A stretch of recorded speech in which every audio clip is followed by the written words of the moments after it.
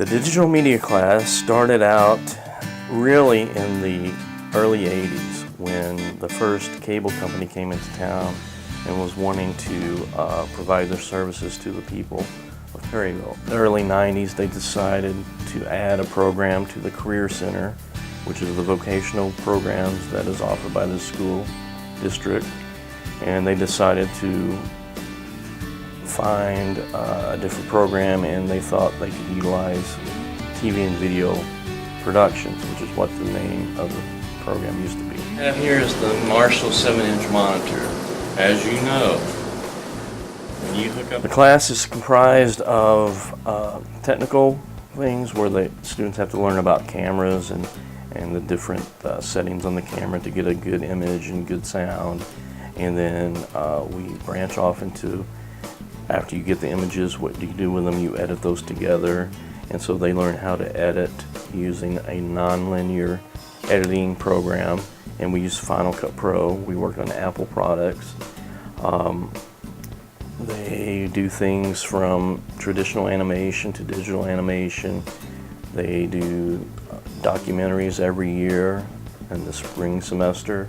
And they also do a final project. And the final project can be anything they think of. Every year we'll look at the program, and I have an advisory committee that we meet twice a year, and they give me suggestions, and I look at trends that are going on in the industry, and I try to get something.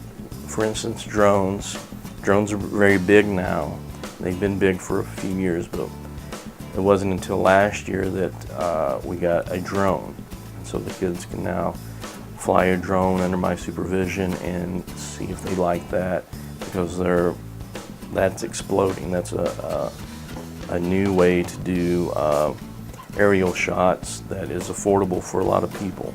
A lot of my students that go on to even college say that they're usually a semester or two ahead of other people that didn't have a program in school or just switched recently. They have some knowledge of the terminology, some knowledge of how the profession works and its hierarchies from above the line talent to below the line talent and things like that. We are hoping to, in my case, get a new facility because we're pretty crammed up here from where the class began. When I first got here, we had 3 field cameras and 3 studio cameras. Now we have 6 field cameras of high quality, and we just recently got 3 new studio cameras and new studio equipment in the control room, and we're just running out of space to put everything because we do our best to keep everything working, and most things still work, so you hate to throw things out, but occasionally you do have to get rid of some things. We have little ball games and things that we could play if we wanted to. We run the public access channel, which mainly is a bulletin board for things that go around the community, and we also play our content on it, but we have in recent years been expanding where we've got a presence on YouTube and Facebook and now Twitter and some of the other things where people can find our content and view it. That gives the students another way to get their work out there, because what they're doing in the 2 years here, they're creating a reel that they can take to an employer.